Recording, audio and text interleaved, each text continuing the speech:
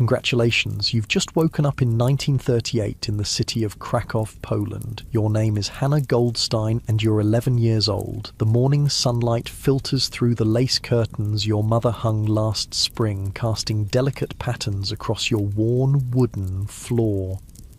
The smell of fresh bread drifts up from the bakery downstairs, mingling with the familiar scent of Papa's pipe tobacco. Outside, you can hear the clip-clop of horses pulling carts along the cobblestone streets and the distant chatter of neighbours greeting each other as they start their day. You stretch your arms above your head, feeling the soft cotton of your nightgown against your skin. It's a peaceful moment, one of those ordinary mornings that feels like it could last forever. But the year is 1938, and though you don't know it yet, everything is about to change.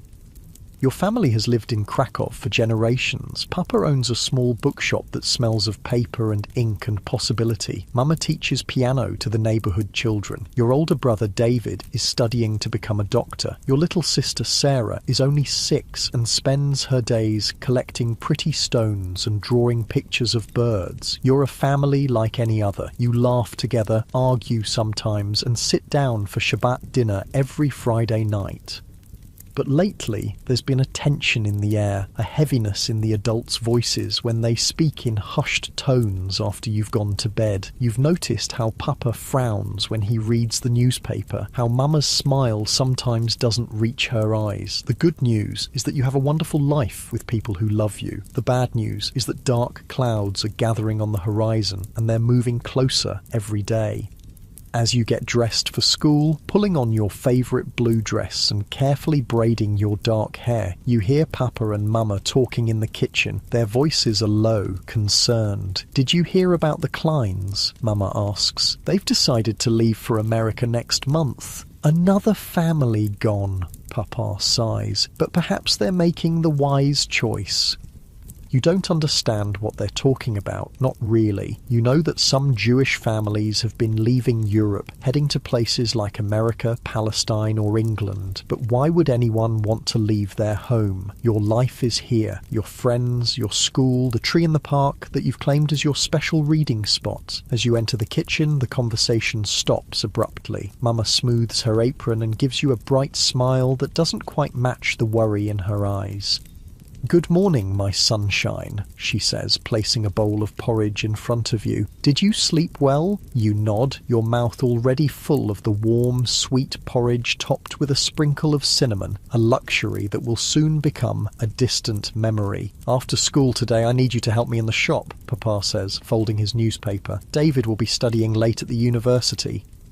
You're excited about this. You love spending time among the books, helping customers find just the right story, the neat way Papa lets you arrange the new arrivals on the display table. You don't notice how he glances out the window, checking the street before he leaves, or how he tucks a small family photograph into his breast pocket, something he's never done before. School that day is normal, or what passes for normal these days. Your teacher, Miss Nowak, seems distracted, and one of your classmates, Lena, tells you that her family is moving to England next week. When you ask why, she just shrugs and says, "My papa says it's not safe here anymore."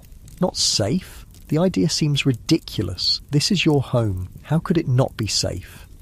But on your way home, you notice something that makes your stomach tighten with unease. Someone has painted a crude Star of David on the door of Mr. Abramovich's tailor shop, with ugly words underneath that you pretend not to understand. Yesterday, the paint wasn't there. Today, it glares out at the street, yellow and hateful. When you reach Papa's bookshop, you find him speaking with Mr. Rosenberg from next door. They stop talking when you enter, but not before you hear Mr. Rosenberg say, "The rumours from Germany are getting worse."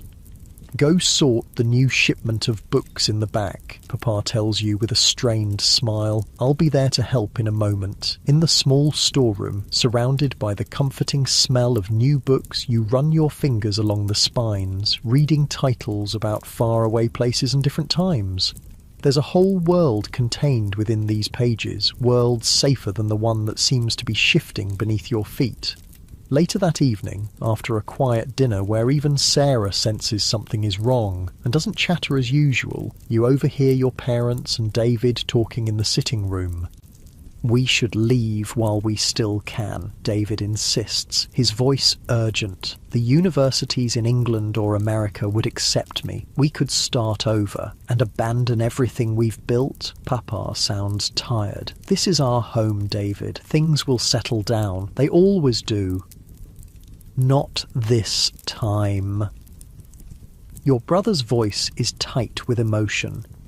"You've heard what's happening in Germany, the Nuremberg laws, the violence, Jews being stripped of their citizenship, and now Austria has been annexed. Don't you see the pattern?" Mama's voice is soft but firm. "Your father has applied for visas just in case, but these things take time, and money we don't have much of. You shouldn't be listening, you know that, but you can't make yourself walk away. There's something important happening. Something that concerns you, even if the adults are trying to shield you from it." "Hannah, what are you doing up?" Sarah's small voice makes you jump. She stands in the hallway in her white nightgown, her dark curls tousled from sleep, clutching her favourite stuffed bear. "Nothing," you whisper, taking her hand. "Let's get you back to bed." As you tuck Sarah in, she asks in a drowsy voice, "Are we going on a trip?" "What makes you ask that?" "I heard Mama packing things in a suitcase when she thought I was napping." You smooth her hair back from her forehead, trying to keep your voice light. "I don't know, little bird. Maybe a short trip. Now go to sleep." But as you return to your own room, a sense of unease follows you. The world outside your window suddenly seems less familiar, as if the city you've known all your life is transforming into something unknown while you sleep. In the weeks that follow, things begin to change more rapidly. Papa's bookshop sees fewer customers. Some of your classmates stop coming to school. There are more whispered conversations, more worried glances. And then, on September 1st, 1939, everything changes. You wake to the sound of distant explosions and the wail of air raid sirens. Mama rushes into your room, her face pale. "Quickly, get dressed, practical clothes, one small bag of essentials like we practiced." Your hands shake as you pull on layers of clothing. It's still summer, but Mama insisted you wear your warmest things and stuff a few treasured items into a small rucksack. Your journal, a photograph of your family, the small silver necklace grandmother gave you before she died. In the kitchen, Papa is listening to the radio, his face grim. The announcer's voice crackles through the static. German forces have invaded Poland. Citizens are advised to remain calm and follow all instructions from authorities. "It's happening," David says, his voice hollow. "Just like I said it would." Sarah clings to Mama, her eyes wide with fear she doesn't fully understand. "Where are we going?" she keeps asking, but no one seems to have an answer. The good news is that your family is together. The bad news is that the world as you know it has just ended and a dark chapter is beginning. The next days pass in a blur of confusion and fear. The German army advances quickly across Poland. In Krakow, people rush to leave the city, but the roads are clogged and rumours spread that the borders are closed. Your family decides to stay, at least for now. Papa says running blindly might be more dangerous than waiting to see what happens. But what happens is worse than any of you imagined. Within weeks, new rules are posted throughout the city. Jews must register with the authorities. Jews may not use public transportation. Jews may not enter parks or theatres. Jewish children may not attend public schools. You watch as Papa's bookshop is marked with a Star of David, just like Mr. Abramovich's tailor shop was. Customers stop coming altogether. Your family's savings dwindle rapidly. "What does it mean to be Jewish?" you ask Mama one night as she braids your hair before bed. It's a question you've never really thought about before. You've always just been Hannah, a girl who loves books and climbing trees and swimming in the river in summer. Mama's fingers pause in your hair. Being Jewish means belonging to a people with a rich history and beautiful traditions, she says carefully. It means finding joy in learning, in asking questions. It means understanding that even in the darkest times, there is always hope. But why do some people hate us for it? Mama sighs, a sound so weary it makes your heart ache. People often fear what is different, what they don't understand, and sometimes when times are hard, they look for someone to blame. But remember this, Hannah, there is nothing wrong with being who we are. Nothing. Her words comfort you that night, but as the months pass, it becomes harder to hold on to that comfort. The world shrinks around you, boundaries drawn tighter and tighter.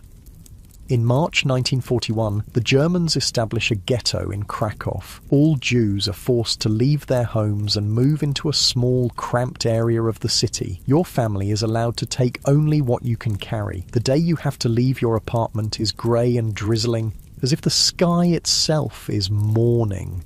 You look around your bedroom one last time, the lace curtains, the shelf of books, the view of the street you've woken up to every morning of your life.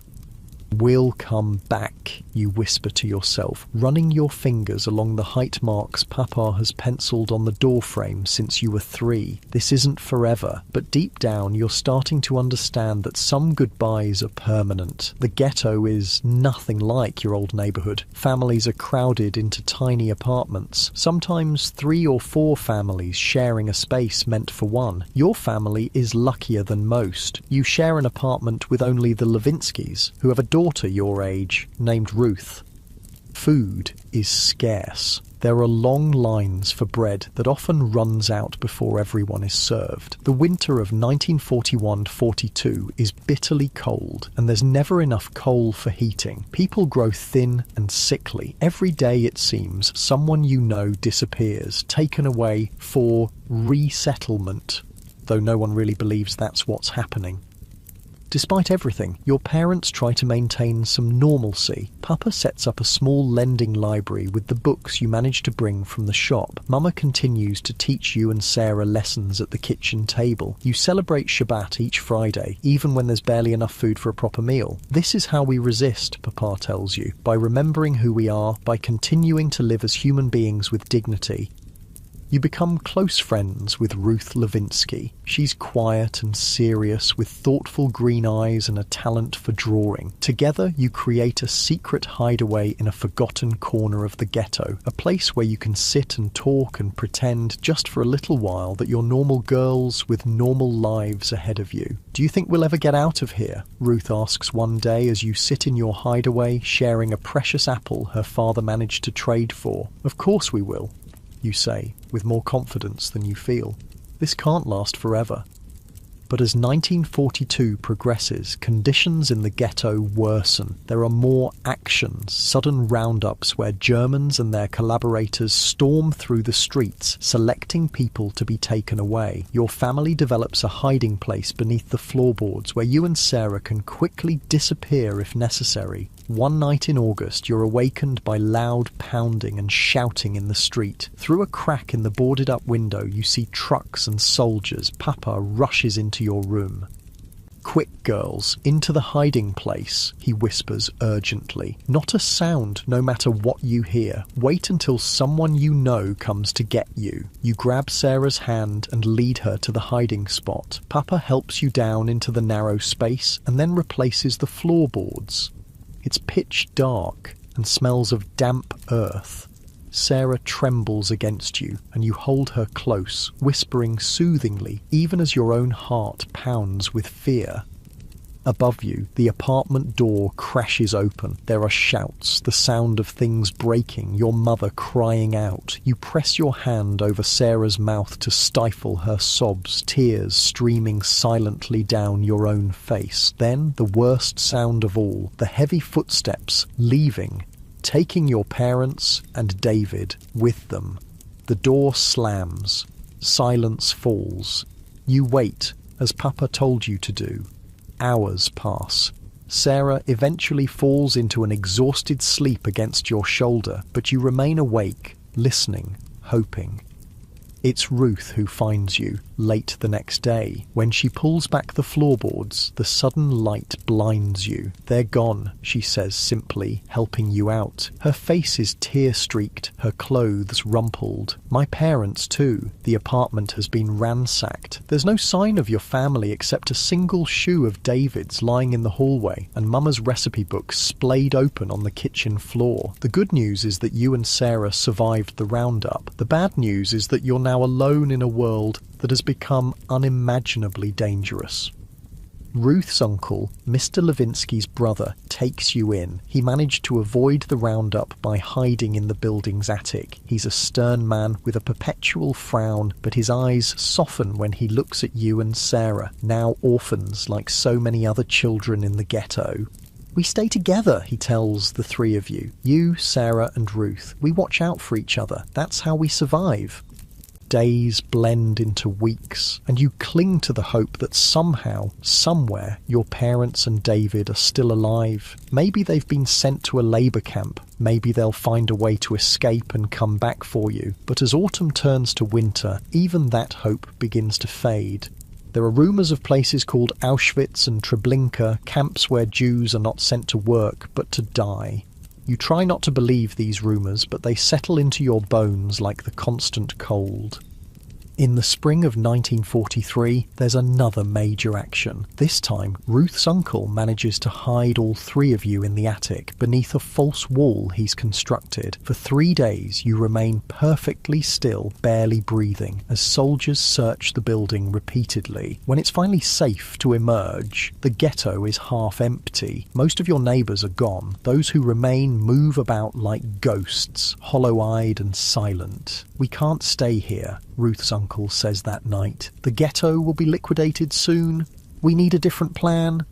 That plan comes in the form of a Polish woman named Mrs. Wojcik, who once worked as a housekeeper for Ruth's family before the war. She has connections with the Polish resistance and offers to help smuggle children out of the ghetto. "I can take 2 at a time," she tells Ruth's uncle in a whispered conversation you're not supposed to overhear. "The little one first, then one of the older girls. I have families arranged who will hide them until this madness ends."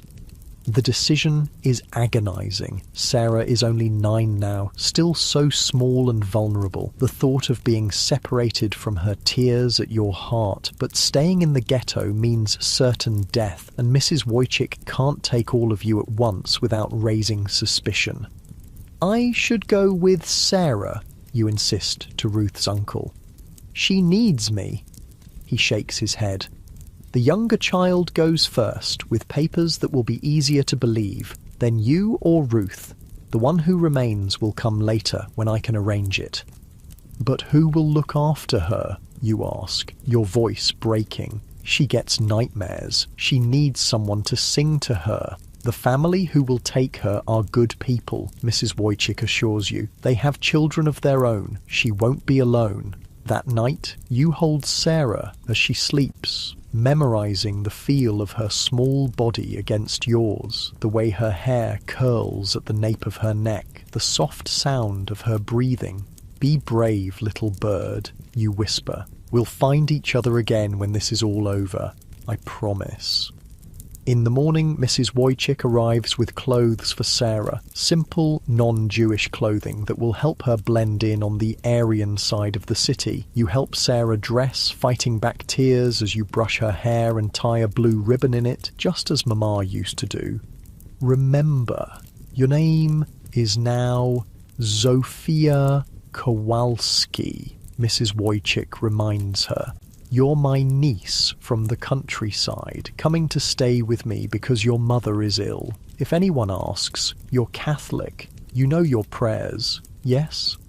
Sarah nods solemnly. Ruth's uncle has been teaching her Catholic prayers for weeks, preparing her for this moment. "And no matter what," Mrs. Wojcik continues, her voice gentle but firm, "you must never ever tell anyone that you're Jewish, not even the family you'll be staying with. It's safer if they don't know. Do you understand?" Sarah nods again, her small face serious. "I understand."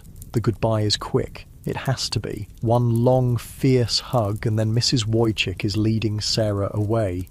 At the door, Sarah turns back once, her eyes finding yours, and then she's gone. That evening, Ruth's uncle receives word that Sarah made it safely past the ghetto walls. She's now with a Polish family in a village outside the city. It's the last piece of news you'll have of her for a very long time. A week later, it's decided that Ruth will be the next to leave. Her blonde hair and green eyes make her look less typically Jewish, Mrs. Wojcik explains. She'll have an easier time passing. You hug your friend goodbye, both of you crying openly now. Find Sarah if you can, you beg her. Take care of her if I don't, but you can't finish the sentence. Ruth squeezes your hand. We'll all be together again, she promises. You, me, Sarah, when this is over. After Ruth leaves, it's just you and her uncle in the increasingly empty ghetto. The plan is for you to leave next, but days pass with no word from Mrs. Wojcik. The ghetto grows more dangerous by the hour. And then, one night in May 1943, the final liquidation begins. Soldiers pour into the ghetto, going building by building, forcing everyone out into the streets. There's no time to hide, no time to wait for Mrs. Wojcik. Run, Ruth's uncle tells you as the soldiers approach your building. Get to the sewers. There are resistance fighters who help people escape that way. What about you, you ask, even as he pushes you toward a loose board in the floor that leads to the building's basement. I'll create a distraction. His eyes are calm, resigned. Go, Hannah, live. Those are the last words he speaks to you.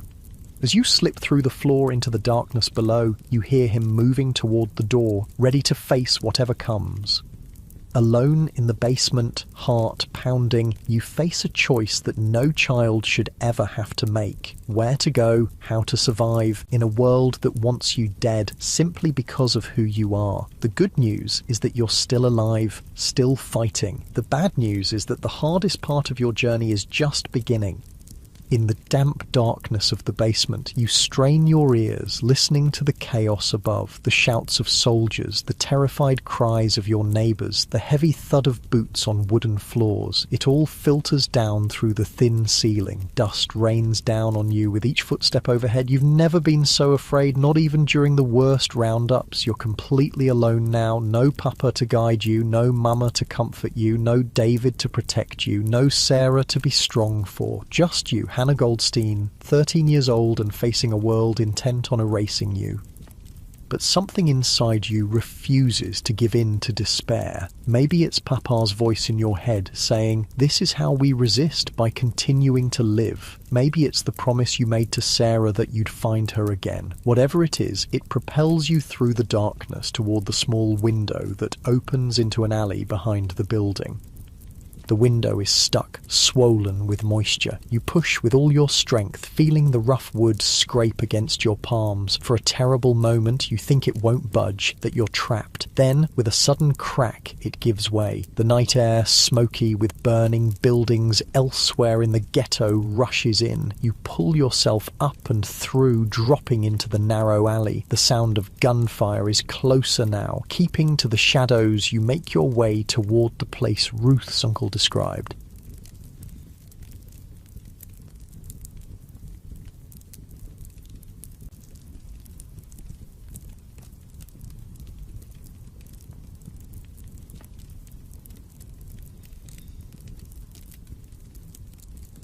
Sewer system where resistance fighters supposedly help people escape.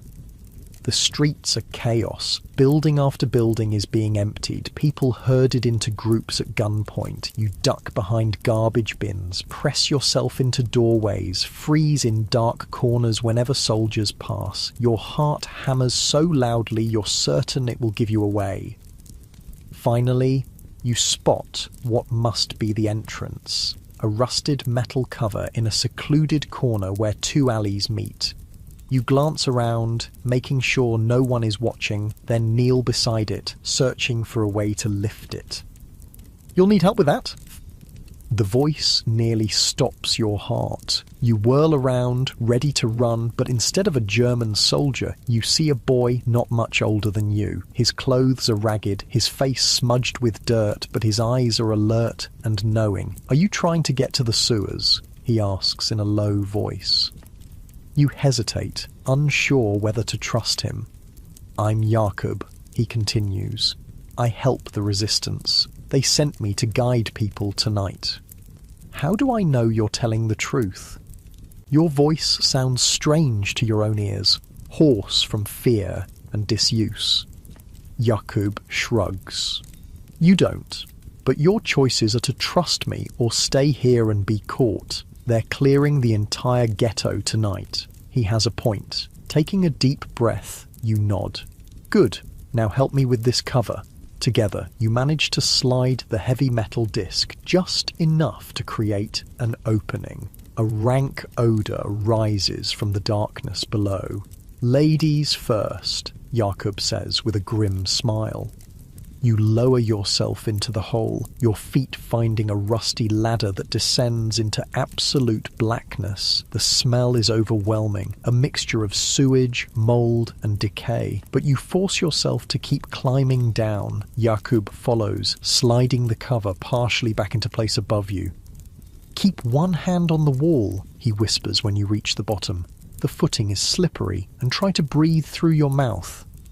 The sewer is a nightmare. You wade through filth, sometimes up to your knees. Rats scurry past, their eyes gleaming in the occasional shaft of light from street grates above. The darkness is almost complete, and more than once you stumble and would have fallen if not for Jakob's steadying hand.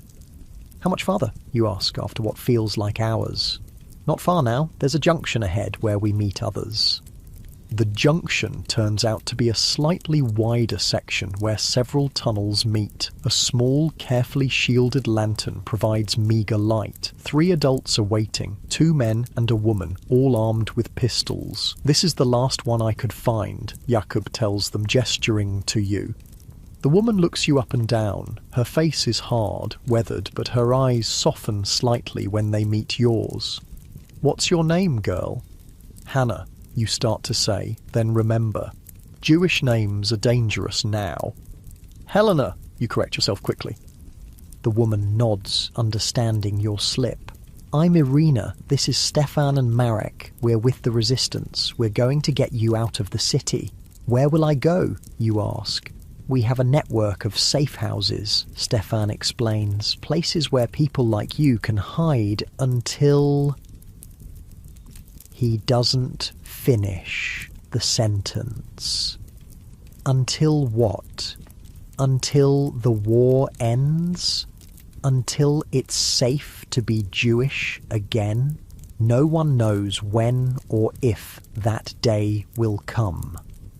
"First, we need to get you cleaned up and give you new papers," Irina says. "Your accent is good, but you'll need to be perfect. One mistake and..." She draws a finger across her throat. "The good news is that the Polish resistance is helping you escape. The bad news is that survival means erasing every trace of your Jewish identity, the very thing Papa taught you to be proud of." The journey through the sewers continues for another hour. Finally, you climb up a different ladder, emerging in what appears to be an abandoned warehouse on the outskirts of the city. Several other escapees are already there, a middle-aged couple, an old man, and 2 teenage boys. "This is as far as I go," Jakob tells you. "Irina will take over from here." You thank him, suddenly reluctant to see him leave. He's the last connection to the ghetto, to the life you've left behind. "Good luck, Helena," he says, emphasizing your new name. Then he's gone back into the sewer system to find more people to save. The next few days pass in a blur. You're taken to a small apartment where you're able to bathe properly for the first time in months. Your hair is cut short and dyed a lighter brown. You're given new clothes, simple but clean, the kind a Polish Christian girl might wear. Irina coaches you relentlessly on your new identity. Your name is Helena Wisniewski. You're the orphaned niece of a Polish family in the countryside, sent to work as a domestic helper in Warsaw. You were baptized at the Church of St. Mary in Krakow. Your favorite prayer is the Hail Mary. You crossed yourself when you enter a church, right hand touching forehead, chest, left shoulder, right shoulder. Never hesitate, Irina drills into you. If someone questions you, be indignant that they would doubt you. Act offended, not afraid. You practice until your new identity feels like a second skin, even as you silently recite the Hebrew prayers Mama taught you, determined not to forget. After a week, you're given forged identity papers and a small bundle of possessions, a change of clothes, a Catholic prayer book, a loaf of bread, and a note with an address in Warsaw. Memorize that address, then destroy the note, Stefan instructs you. When you arrive in Warsaw, go there immediately. They're expecting you. Will I be safe there? You ask. Stefan's expression is grim. Nowhere is completely safe, but this family has helped others like you. They're good people. The train to Warsaw is crowded with Poles going about their business under occupation. You sit stiffly, trying to appear calm and unremarkable, even as your heart races every time a German soldier walks through the carriage. Your papers are checked twice. Each time, you force yourself to meet the soldier's eyes with the right mixture of respect and innocence, just as Irina taught you. Warsaw is overwhelming after the confines of the ghetto. The streets are busy, shops are open, people are going about their lives. There's a strange normality to it that feels almost obscene after what you've experienced. You find the address, a modest apartment above a bakery. The woman who answers the door looks at you with suspicion until you give the phrase Stefan taught you. I'm looking for my aunt's remedy for spring fever. Her expression changes immediately. Come in, we've been expecting you. The Kowalski family consists of Mr. and Mrs. Kowalski and their teenage son, Tomasz. They're part of the underground network that hides Jews, though they never use that word inside the apartment. The walls have ears, Mrs. Kowalski warns you. Even here, you must be Helena at all times. You're given a small pallet in the corner of their kitchen. Your job is to help Mrs. Kowalski with housework and in the bakery downstairs. You'll be introduced as a distant cousin from the countryside.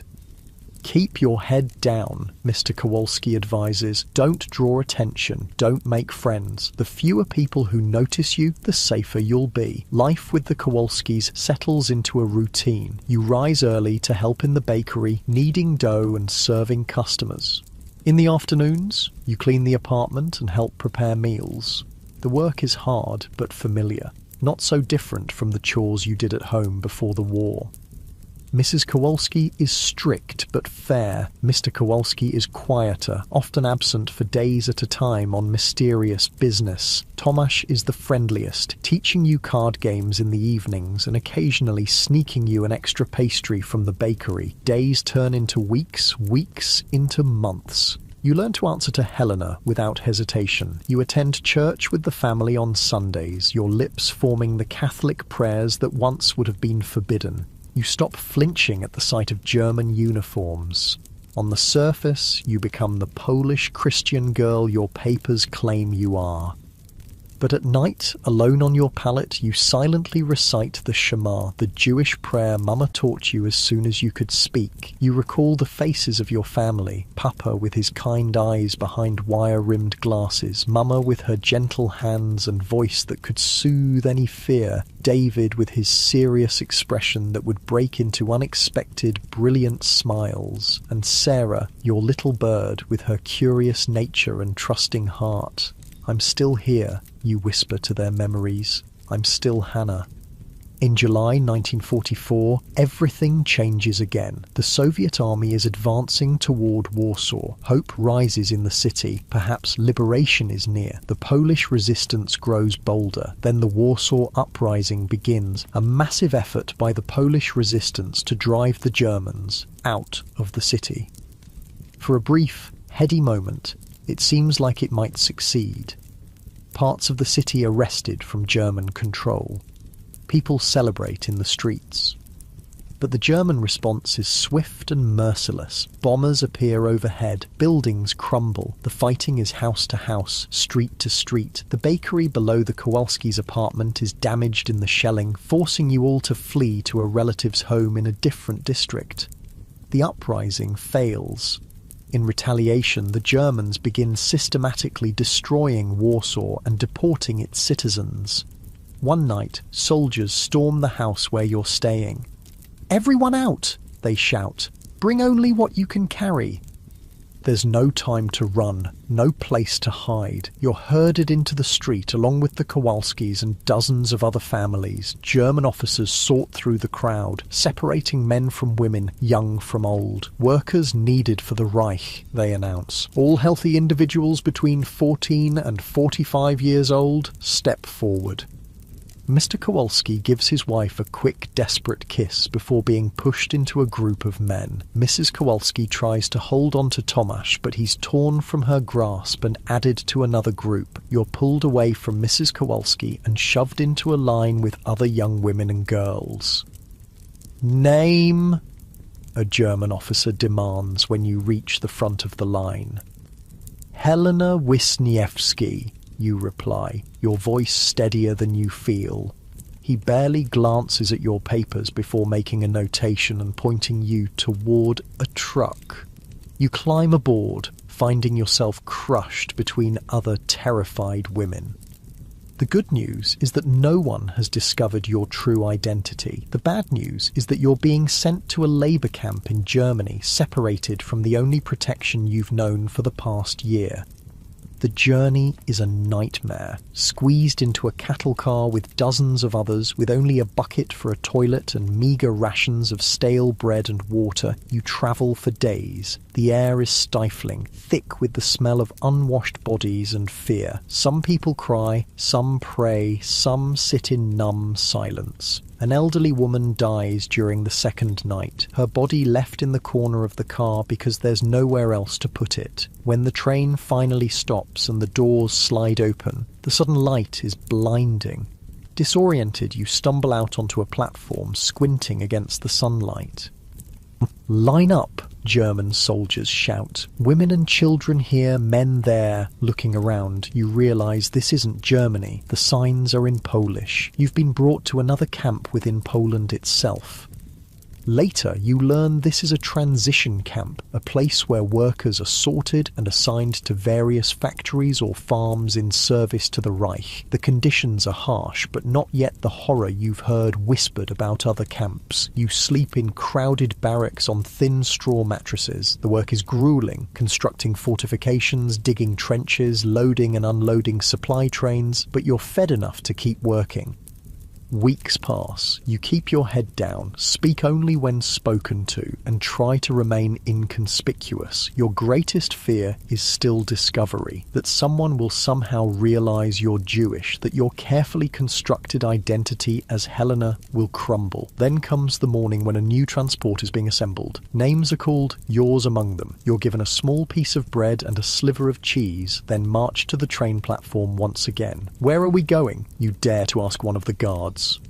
"Auschwitz," he replies indifferently. "They need workers in the factories there."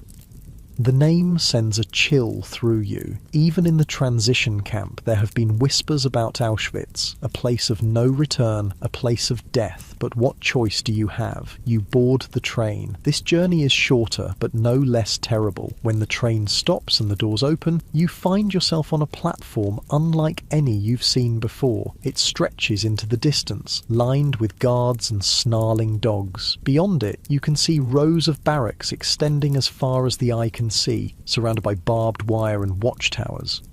And the smell, an acrid, terrible odour that catches in your throat and makes your eyes water. A smell you can't identify, but that fills you with instinctive dread. "Out! Everyone out!" the guards shout. "Leave your belongings on the train. You will receive them later." It's a lie, of course, but you don't know that yet. You step down onto the platform, joining the confusion of people being sorted into lines. Men to the left, women and children to the right. The sorting happens with brutal efficiency. SS officers walk along the lines, occasionally pulling someone out of one line and pushing them into another. One officer stops in front of you, examining your face with cold eyes. "Age?" he barks. 15, you reply, making yourself stand straight, trying to look strong and capable of work. He points to the right, and you shuffle along with the other women. Ahead, another officer is dividing this group further. The elderly, the obviously ill, women with small children, they're directed to one side. Younger women who appear healthy are sent to the other.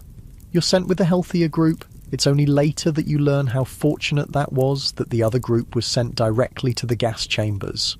But at the time, all you know is confusion and fear as you're marched through a gate bearing the words Arbeit macht frei, work makes you free. Inside the camp, the process of dehumanization begins immediately. You're taken to a large building where you're forced to strip naked under the watchful eyes of female guards. Your clothes are taken away, your hair, already cut short in Warsaw but grown out a bit since then, is shaved completely. You're given a harsh, quick shower with foul-smelling disinfectant that burns your skin, then handed a shapeless striped dress and a pair of wooden clogs. "Move! Move!" the guards shout, hitting slower women with sticks. "Line up for processing!" Processing means being registered and tattooed. When the needle pierces your arm, etching a number into your skin, you bite your lip until it bleeds to keep from crying out. From this moment on, you are no longer Hannah or even Helena. You are A1T053. The barracks you're assigned to is already overcrowded, with narrow wooden bunks stacked 3 high. Each bunk holds 3 or 4 women, forced to sleep pressed against each other. There is one filthy bucket in the corner for a toilet, used by over 100 women. An older woman makes space for you on her bunk. "First day?" she asks quietly. You nod, too overwhelmed to speak. "Listen carefully," she says. "I will tell you how to survive here. It won't be easy, but it's possible." Her name is Esther, and she's been in Auschwitz for 8 months. An eternity in a place where many don't last a week. That first night, as you lie sleepless in the crowded bunk, the reality of your situation truly sinks in. This is Auschwitz, the place of nightmares. You've heard rumours, whispered stories, but nothing prepared you for the actual horror of it. In the distance, you can see flames rising from tall chimneys, smell that terrible odour that you now understand is the smell of burning bodies. The knowledge sits like a stone in your chest, but even here, in this place designed to strip away every shred of humanity, you make a silent promise to yourself. They may have taken your name, your hair, your possessions, but they cannot take who you are inside. Somehow you will survive. Somehow you will keep your promise to find Sarah again. As dawn breaks on your first full day in Auschwitz, the shrill blast of a whistle tears through the barracks. Aufstehen, get up, appell, roll call. You stumble out with the others into the pre-dawn chill, lining up in rows of 5 for the first of many roll calls that will punctuate your days here, standing at attention for hours regardless of weather as guards count and recount the prisoners. Anyone who falters, faints or breaks rank is beaten. And so begins your life in Auschwitz-Birkenau, a life balanced on the knife edge between survival and death, where each day brings new horrors and each night brings the question, can I endure another day of this? The good news is that you're still alive, still fighting to survive. The bad news is that Auschwitz is designed to make survival nearly impossible, and each day will test the limits of your endurance in ways you never imagined possible. Your first days in Auschwitz blur together in a haze of hunger, exhaustion, and fear. The camp routine is designed to break you down, to strip away everything that makes you human. Each day begins before dawn with the shriek of whistles and shouts of "Aufstehen, get up!" You have mere minutes to use the overflowing latrine bucket, straighten your thin blanket, and rush outside for roll call, or appell, as the Germans call it. Roll call is a special kind of torment, standing perfectly still for hours in rows of 5, regardless of weather, baking in summer heat, drenched in autumn rain, or freezing in winter snow. The guards count and recount, ensuring no one has escaped during the night. If the numbers don't match their records, everyone stands longer while they search for the discrepancy. If someone has died in the night, a common occurrence, their bunkmates must still prop up the body for roll call. After roll call comes a meagre breakfast, a thin, bitter liquid they call coffee, and a small piece of dark bread. Then work assignments. Some women are sent to labour in factories on the camp's outskirts. Others work in the kitchens or laundry. The least fortunate are assigned to the Canada section, sorting through the belongings of new arrivals, a constant reminder of how many people are brought to Auschwitz never to leave. You're assigned to a factory detail, manufacturing parts for German aircraft. The work is precise and demanding, and the quotas are impossible. Those who fail to meet them are beaten or denied food. The factory is a long march from your barracks, adding hours of walking to your already exhausting day. Lunch is watery soup, occasionally with a floating potato or turnip if you're lucky. Dinner is another piece of bread, sometimes with a smear of margarine or a spoonful of watery jam. The hunger is constant, a gnawing presence that never leaves you. Don't think about food you used to eat, Esther advises you during your first week. It will drive you mad. Think only about the next meal here, nothing more. Esther becomes your lifeline in those early days. At perhaps 50, though hardship makes everyone look older, in Auschwitz, she has survived longer than most. Before the war, she was a schoolteacher in Łódź. Now she teaches you how to survive.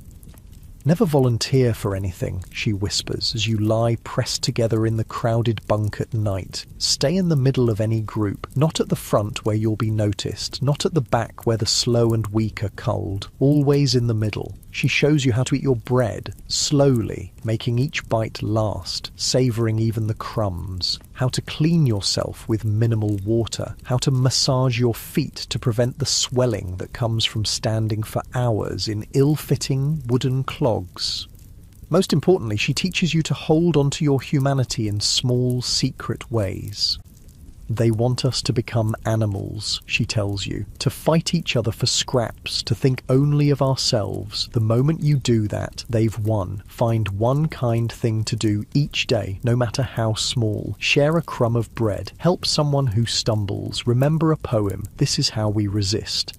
In your barracks of 150 women, a strange community forms. There are Polish political prisoners identified by the red triangles on their uniforms. There are Roma women with brown triangles. And there are Jews from all over Europe, French, Dutch, Greek, Hungarian, marked with yellow stars. Despite language barriers, you learn to communicate. You become friends with a Czech girl named Magda, who's just a year older than you. She was a violin prodigy before the war, with delicate hands now calloused and cracked from labour. At night, she moves her fingers in the air, silently practising concertos so she won't forget them if she survives. Then there's Lena, a Polish girl your age who speaks German fluently and sometimes translates the guards' orders, giving the other prisoners precious extra seconds to comply before punishment rains down. Her mother died in the Warsaw Ghetto and she came to Auschwitz alone, just like you. Together with Esther, the four of you form a camp family, a small unit of mutual protection and support that is often the difference between life and death in Auschwitz. You share what little food you can save. You take turns supporting each other during endless roll calls when someone is too weak to stand alone. You watch for signs of illness in each other, knowing that showing weakness means selection for the gas chambers. Selection. The very word sends terror through the barracks. Periodically, SS doctors visit, most notably Dr. Mengele, whom prisoners call the Angel of Death for his role in deciding who lives and who dies. Prisoners are forced to strip naked and parade before the doctors, who make split-second decisions based on appearance and perceived health. Those deemed too weak or ill are sent to the showers, the camp's terrible euphemism for the gas chambers. During your second month at Auschwitz, a selection is announced. You stand in line, trying to pinch colour into your gaunt cheeks, trying to stand straight despite exhaustion, trying not to show the fear that makes your heart pound so hard you worry the doctors can see it through your protruding ribs. Dr. Mengele pauses in front of you, his cold eyes assessing. He asks you to walk a few steps, then turn. You comply, focusing on keeping your movements steady. After what feels like an eternity, he nods and points to the right, the side for those who will continue to work, continue to live a little longer. But Esther is not so fortunate. When her turn comes, her persistent cough, which she's been trying desperately to hide for weeks, gives her away. Mengele points left without hesitation. That night is the worst since your arrival. Esther knows what awaits her in the morning, yet she remains calm, almost serene. "I have something for you," she whispers, removing a tiny object from a secret pocket she's sewn into her dress. It's a thimble-sized metal container, like a tiny pill box. Open it. Inside is a minuscule scroll of paper, smaller than your little fingernail. "It's the Shema prayer," Esther explains. "I've kept it hidden since I arrived. Now it's yours. Keep it safe. Keep it secret." The tiny scroll represents everything forbidden in Auschwitz: Jewish identity, religious practice, hope for a future. It's dangerous to possess, but infinitely precious. "How did you keep going, knowing what might happen?" you ask her, your voice breaking. Esther smiles faintly. "Each morning I would think, just today. I only need to survive today. And then when night came, I would be grateful and think, now I only need to survive tomorrow. One day at a time, Hannah. That's the only way." It's the first time anyone has called you by your real name since you arrived. Somehow, Esther knew or guessed that Helena wasn't truly who you were. In the morning, Esther is taken away with the others who were selected. You never see her again, but her final gift, the tiny prayer scroll and her wisdom about surviving one day at a time, becomes your talisman. The good news is that you have friends who help you endure the unendurable. The bad news is that in Auschwitz, every connection makes you vulnerable to new loss. As summer turns to autumn in 1944, changes ripple through the camp. The sound of distant artillery can sometimes be heard. New prisoners whisper about Allied victories, about Soviet troops advancing toward Poland. The guards become more tense, sometimes more brutal, sometimes distracted. Work becomes increasingly frantic. Your factory unit is forced to labour longer hours to meet impossible quotas. Food rations, already meagre, are reduced further. More selections occur, with the weak and ill removed with brutal efficiency. You survive by focusing on Esther's wisdom, just today, only today, and by clinging to memories of your family. In quiet moments, you recite their names like a prayer. Papa, Mama, David, Sarah. You promise them silently that you will live to tell their story. One bitterly cold day in November, you're returning from the factory when you see a new transport arriving at the platform. The routine is grimly familiar. The confusion, the separation, the terror on the faces of the new arrivals. You force yourself to look away. Witnessing adds another layer of trauma you can't afford. But then a flash of something familiar catches your eye. A small figure in a blue coat, dark curls escaping from a woolen hat. Your heart stops. It can't be. It's impossible. Yet the resemblance is so strong it steals your breath. The little girl turns, scanning the strange surroundings with wide, frightened eyes. And though it's been nearly 2 years since you've seen her, though starvation and hardship have changed her as they've changed you, you know without doubt. Sarah, your little sister, is on the platform at Auschwitz. Before you can think, before you can plan, you're moving. Breaking formation is a punishable offence, potentially a fatal one, but in this moment, you don't care. You lunge from the line, darting between surprised prisoners and toward the platform. Sarah! You're screaming her name, your voice carrying across the roll call square. Sarah! She turns, searching for the source of the voice. When her eyes find yours, they widen in shock and recognition. Hannah? It's barely a whisper, but you can read it on her lips. Then everything happens at once. A guard sees you breaking ranks and shouts. The prisoners around Sarah are being directed toward a building. The building you know leads to the gas chambers. Sarah is being pulled along with them. You run faster than you've ever moved in your life, but the distance feels impossible. Guards are converging on you from multiple directions. Someone grabs your arm, but you wrench away with strength born of desperation. Sarah, run to me! You scream, gesturing wildly. Whether by miracle or simply the confusion of the moment, Sarah breaks away from her group. She's running toward you, her thin legs pumping, the blue coat flapping behind her like wings. You're almost to each other when a guard intercepts her path. For a moment, time stops as he raises his baton. Then Magda is there. Magda, who was walking behind you in line. Magda, who must have followed when you ran. She throws herself at the guard, creating a critical distraction. Sarah darts past, and suddenly she's in your arms, her small body colliding with yours with enough force to nearly knock you down. Hannah, Hannah, Hannah, she sobs, clinging to you with desperate strength. There's no time for reunion. Guards are everywhere, shouting, advancing. Lena appears at your side, her face tight with fear but determined.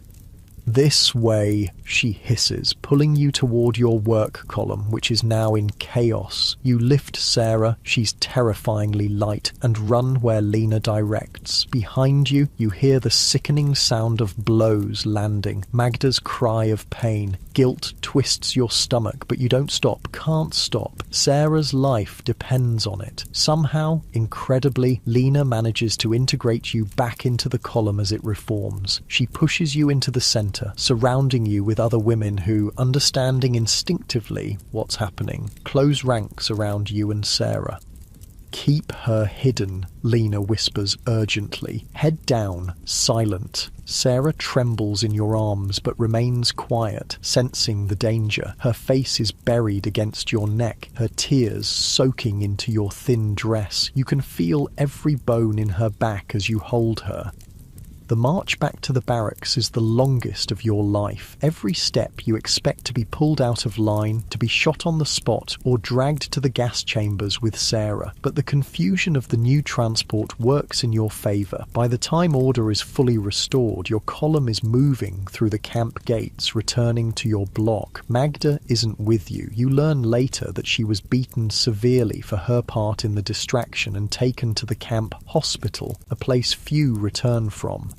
In the barracks, the women move with practiced efficiency, creating a screened space with their bodies where you can assess Sarah without being visible from the door where guards sometimes appear for surprise inspections. Your sister is 9 years old now, though she looks younger.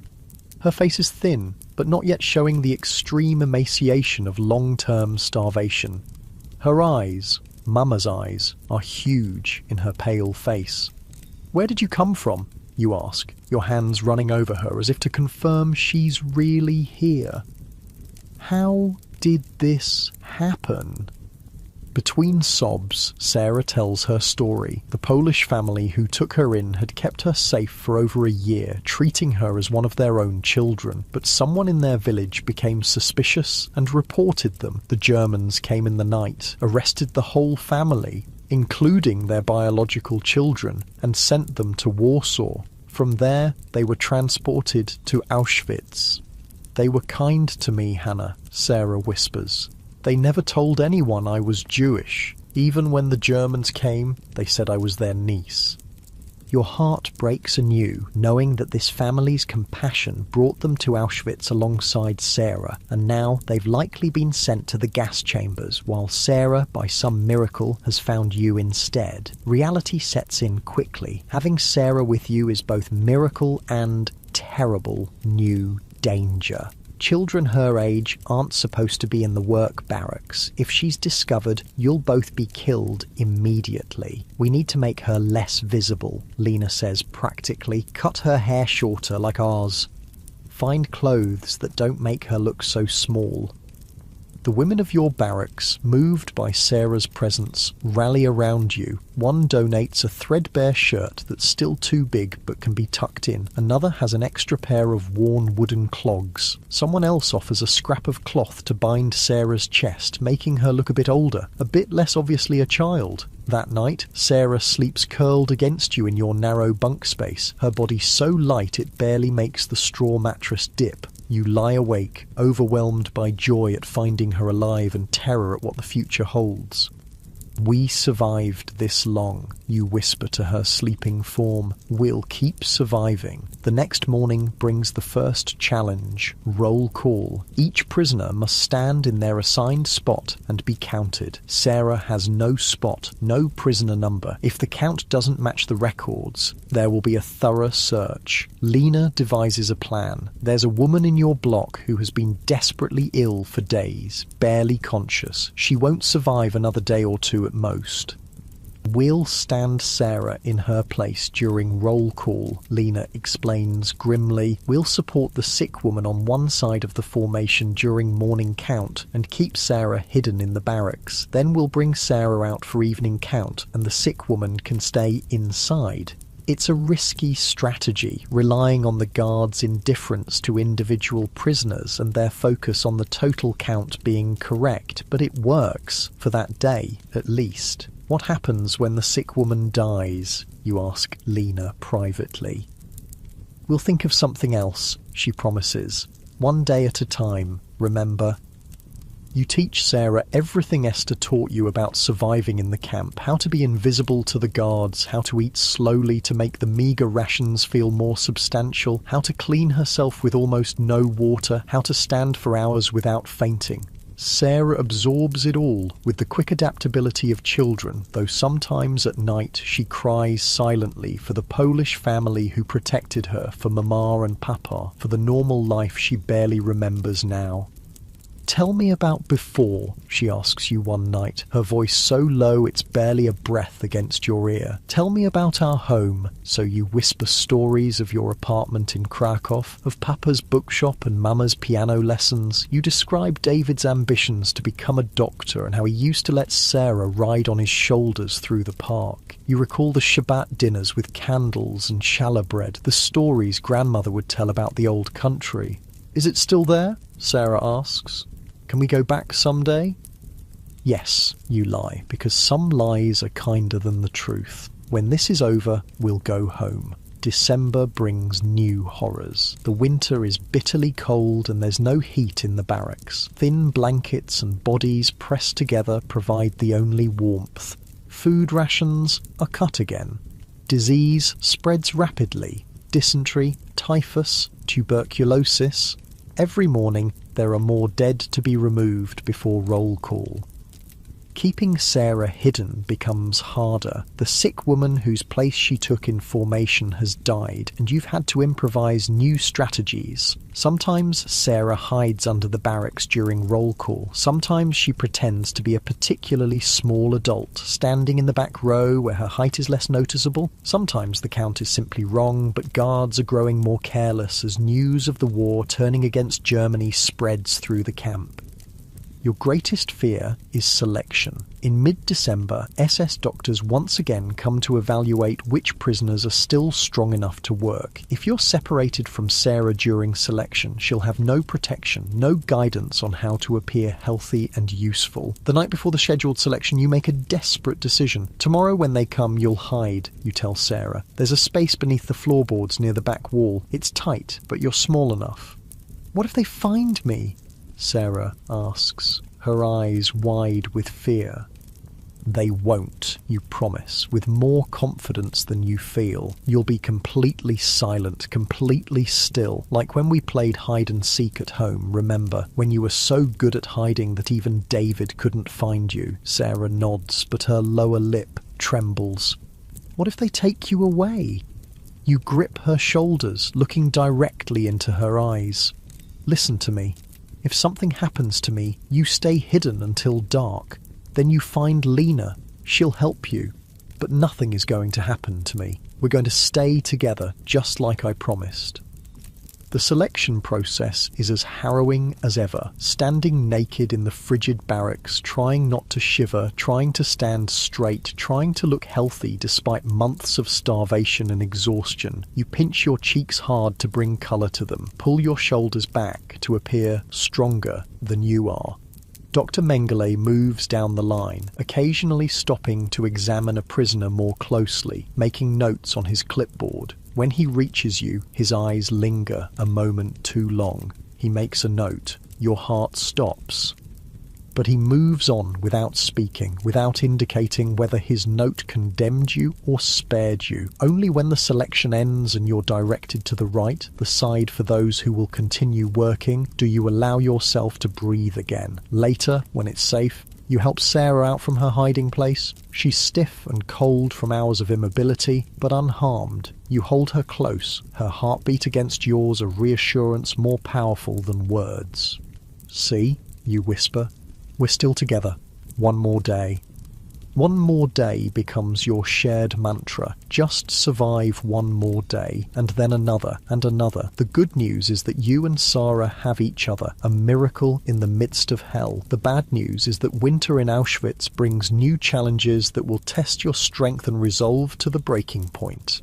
January 1945 arrives with bone-chilling cold and an atmosphere of changing tension in Auschwitz. The sound of distant artillery grows more frequent, no longer just occasional rumbles, but a steady, approaching thunder. The guards are visibly on edge, some harsher than ever, some strangely distracted.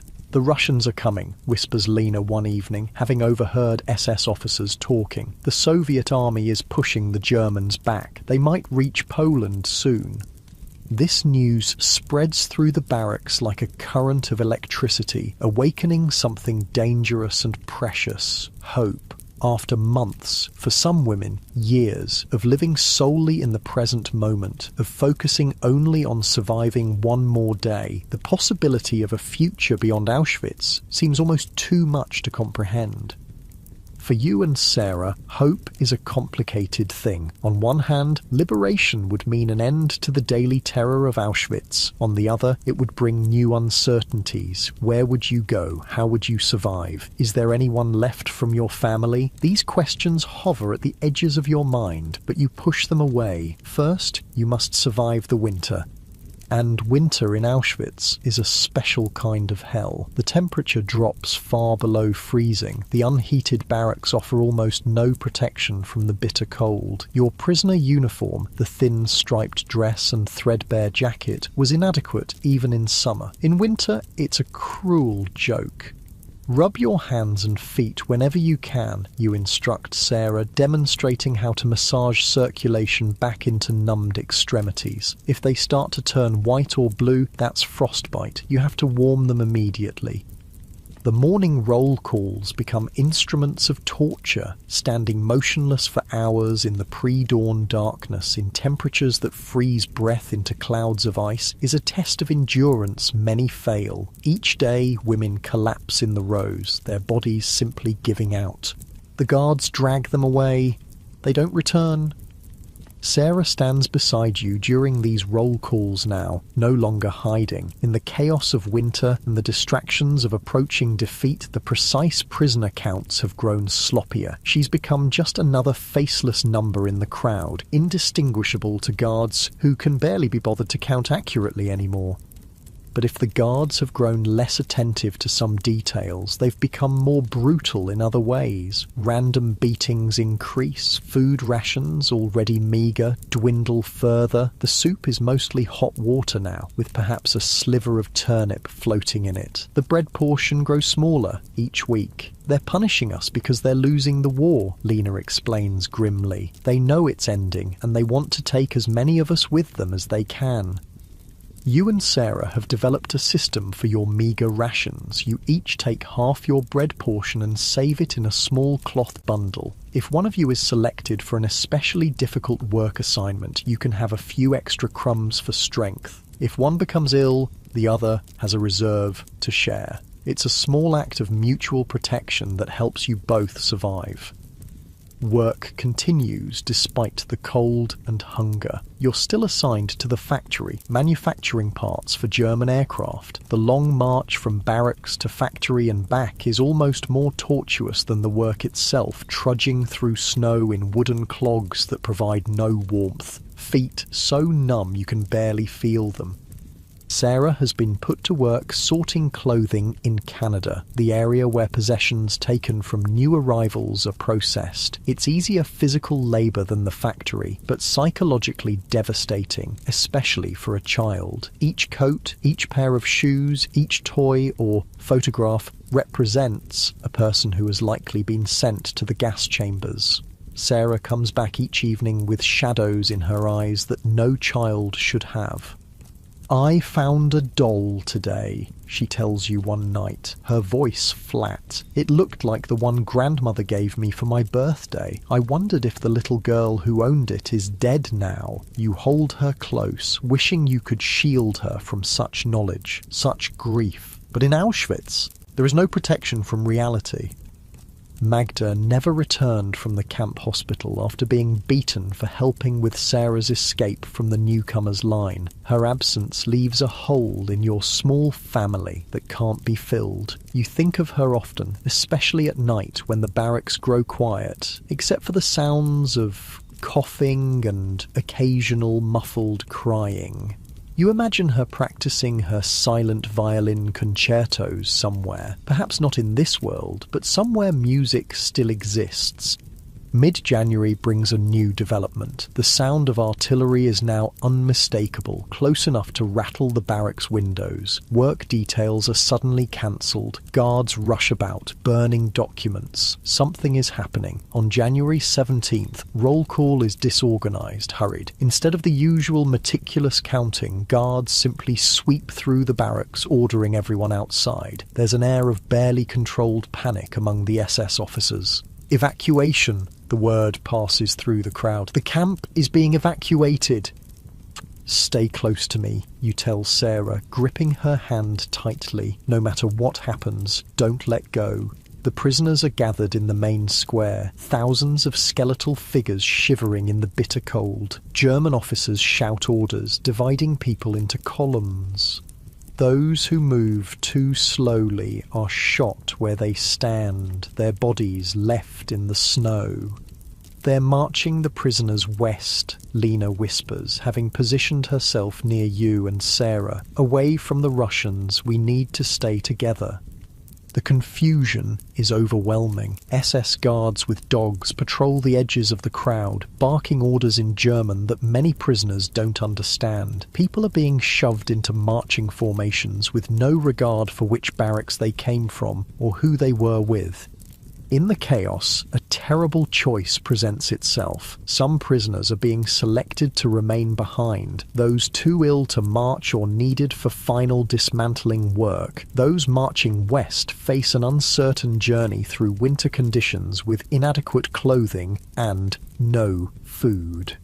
Those staying behind might be killed before the Soviets arrive, or might find liberation if they can hold on. "What do we do?" you ask Lena desperately, clutching Sarah's hand so tightly your knuckles are white. Lena's eyes scan the scene rapidly, calculating. "The march," she says finally. "The Germans won't leave anyone alive here if they can help it. Our best chance is to join the march and try to escape along the way." Before you can respond, guards begin moving through your section, forcing everyone into a column. Choice is removed. You're going on the march whether you want to or not. What comes next will later be known as the death marches, forced evacuations of prisoners from camps near the front lines as the German army retreated. But in this moment, all you know is the nightmare unfolding around you. Your column is driven out through the camp gates. The infamous Arbeit macht frei sign looking down on you one last time. The irony is bitter. After all this time, you're leaving Auschwitz, but not in the way anyone hoped.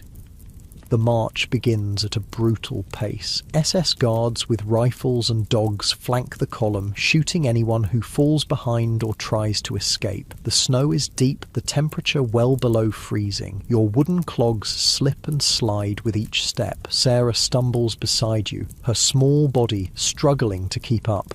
One foot in front of the other, you encourage her, supporting her with an arm around her shoulders. Just keep moving.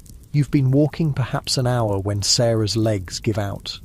She collapses into the snow, her face alarmingly pale. "Get up!" you urge frantically, trying to pull her to her feet. "Sarah, please, you have to get up." But her strength is gone. Months of starvation and cold have taken their toll. Her eyes meet yours, apology and acceptance mingling in their depths. "I can't, Hannah," she whispers. "I'm sorry." Terror floods through you. The column is moving on. A guard is approaching from the rear, rifle raised to deal with stragglers. In seconds, Sarah will be shot where she lies. Without hesitation, you crouch and heave her onto your back. Your own body is wasted from months of starvation, but desperation gives you strength. You stagger forward, rejoining the column with Sarah's slight weight draped over your shoulders. "I can carry you," you gasp, though your legs already tremble with the effort. "Just hold on." Lena appears at your side, wordlessly taking some of Sarah's weight. Together, you manage to keep moving, even as your muscles scream in protest. The good news is that you're still together, still fighting. The bad news is that the death march has only just begun, and the odds of surviving it are vanishingly small. The first day of marching continues until nightfall, covering perhaps 20 kilometers. There are no breaks, no food, no water, except for snow scooped up in passing. When darkness falls, the column is herded into an abandoned farm building. A barn that once housed animals but will now shelter hundreds of prisoners. The space is crowded, barely warmer than outside. People collapse where they stand, too exhausted to seek better positions. You guide Sarah to a corner where at least 2 walls provide some protection from drafts. Lena follows, forming a barrier with her body on the third side. The 3 of you huddle together for warmth, sharing what little body heat remains in your emaciated frames. "Thank you," you whisper to Lena in the darkness. "I couldn't have carried her alone." "We promised to stay together," Lena replies simply. "All of us." Sarah has barely spoken since her collapse, conserving every ounce of energy. She lies between you and Lena now, her breathing shallow but steady. You stroke her shorn head gently, marveling that despite everything, you found each other again in this hell. "Rest," you tell her. "Tomorrow will be better." It's a lie, and you both know it, but sometimes lies are all you have to keep going. Dawn comes too soon. The guards rouse everyone with shouts and rifle butts, forcing aching bodies back into formation. There is no food, not even the usual thin slice of bread, just the order to march. "I can walk today," Sarah insists, though she can barely stand. "You can't carry me again." "Let's just start moving," you say, avoiding the argument. "We'll figure it out step by step." The second day is worse than the first. The temperature drops further. A bitter wind cuts through your thin clothing. Snow begins to fall, reducing visibility and making the already treacherous footing more dangerous. People begin to fall almost immediately. Some slip on the icy ground and cannot rise. Others simply collapse from exhaustion and hunger. The sharp crack of rifles follows each fall, punctuating the trudging rhythm of the march with death. Sarah manages to walk for perhaps an hour before her strength fails again. This time, Lena takes the first turn, carrying her, while you break the path ahead through deepening snow. You trade off this way throughout the morning, neither of you strong enough to carry her for long, but together making it possible. By afternoon, however, even this system begins to fail. Your muscles seize with cold and fatigue. Hunger makes your head spin. Each step requires conscious effort, a battle against the body's urgent desire to simply stop, to lie down in the snow, to let the cold take you into its final, peaceful embrace. "We can't keep going like this," Lena says, her voice hoarse from the cold. "We need a different plan."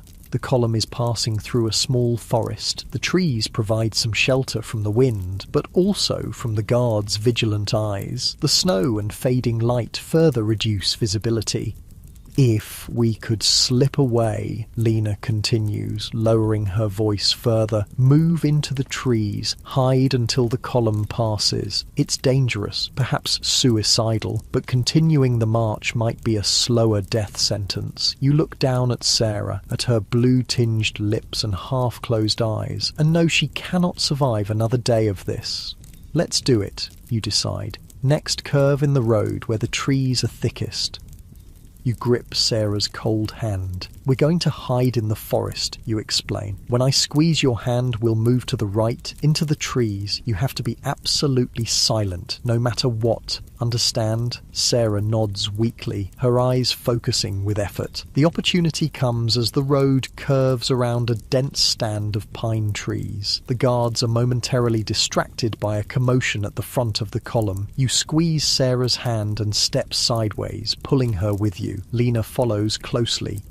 One step off the road, 2, 3. The pines envelop you, their branches breaking the sight lines back to the column. Still, you keep moving, deeper into the forest, your hearts pounding with fear of discovery and desperate hope. A shot rings out behind you. Has someone seen you? You freeze, clutching Sarah to your side, but the column continues moving. The shot was for someone else, another poor soul who couldn't keep up. You wait, hardly daring to breathe, until the sounds of the marching column grow distant. Only then do you allow yourselves to sink down into the snow, sheltered by the broad trunk of a pine tree. "We did it," Lena whispers, her voice caught between disbelief and exhaustion. But the victory is small and perhaps temporary. You've escaped the march, but now face new dangers. Exposure, starvation, and the wilderness of a Polish winter. You have no food, no proper clothing, no shelter, and Sarah is growing weaker by the minute. "We need to find help," you say, trying to think clearly despite your fatigue. "A farm, a village, somewhere with people who might hide us." "Which direction?" Lena asks practically. "We don't even know where we are." It's a good question. The march was heading west, away from the approaching Soviet army. Logic suggests you should go east if you want to find the Russians, who might be more sympathetic to escaped prisoners than Polish civilians who fear German reprisals for helping Jews. East, you decide. But first, we need to get farther from the road. You help Sarah to her feet, supporting her between you and Lena. The going is slow, each step an ordeal in the deep snow, but the forest offers some protection from the wind, and the physical activity generates a small amount of warmth. As darkness falls completely, you find a small hollow beneath the spreading branches of a massive pine. The ground there is relatively clear of snow, cushioned instead with fallen needles. It's the closest thing to shelter you're likely to find. "We'll rest here tonight," you say, helping Sarah to sit with her back against the trunk. "In the morning, we'll look for help." You and Lena gather more pine branches, creating a crude windbreak and a layered bed of needles that offers marginally better insulation from the frozen ground. You huddle together in this makeshift nest, arms around each other, sharing what little warmth your bodies can generate. "Tell me about home again," Sarah murmurs, her head resting on your shoulder. "Tell me about summer." So you whisper stories of warm days by the river, of cherry trees in bloom, of Mama's flower boxes on the windowsill. You describe the way sunlight used to filter through the leaves of the big elm tree outside your bedroom, creating patterns on the floor. You recall the taste of fresh bread from the bakery below your apartment, still warm from the oven. These memories of warmth and comfort are a lifeline in the frigid darkness, a reminder that such things once existed and might exist again. You talk until your voice grows hoarse, until Sarah's breathing deepens into the rhythm of sleep, until even Lena's vigilant eyes close with exhaustion. But you remain awake, fighting the dangerous pull of sleep that, in such cold, might be permanent. You rub Sarah's hands and feet periodically, making sure circulation continues. You listen to the night sounds of the forest, alert for any sign of danger or opportunity. And in these quiet hours, for the first time in months, perhaps years, you allow yourself to truly think about the future. If you survive this night and the next, and somehow find help, what then? Where will you go? What will you do? Is there anything left of your old life to return to? The questions are overwhelming, but asking them feels like a radical act of hope. To consider a future at all means believing one exists. Dawn brings a weak grey light filtering through the pine branches. Sarah stirs against your shoulder, her face alarmingly pale, lips tinged with blue despite your efforts to keep her warm. "I had a dream about Mama," she tells you, her voice faint. "She was playing the piano, that Chopin piece she loved. She looked so happy." The simplicity of her words, the peaceful acceptance in her voice, frightens you more than any complaint could have. She's slipping away. "We need to move," you say, with forced energy. "Get our blood flowing. We're going to find help today." Lena is already on her feet, stamping and swinging her arms to generate warmth. Her practical nature has been another kind of lifeline these past months. "I climbed a tree at first light," she reports. "I saw smoke from chimneys to the east, maybe 3 kilometers. That means houses, people." 3 kilometers, you repeat, trying to imagine if Sarah can make such a journey in her condition. There's no choice but to try. Getting Sarah onto her feet is a struggle. Her body is stiff with cold, her strength nearly gone. Once upright, she sways dangerously, unable to stand without support.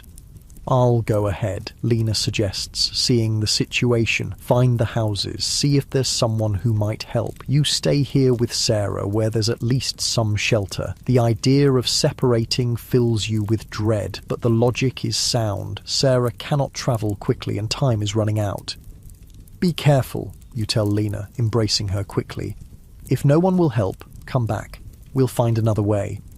After Lena leaves, you focus entirely on Sarah, helping her move around the small clearing to keep blood flowing, telling her stories to keep her mind active, rubbing her hands and feet constantly. But despite your efforts, she grows weaker, her responses slower, her eyes unfocused.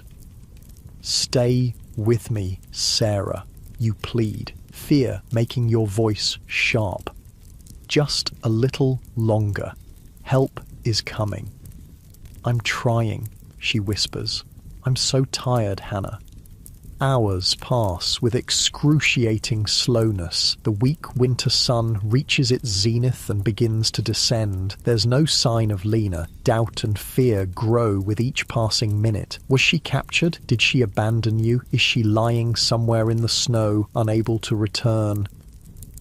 Sarah drifts in and out of consciousness now, a dangerous sign.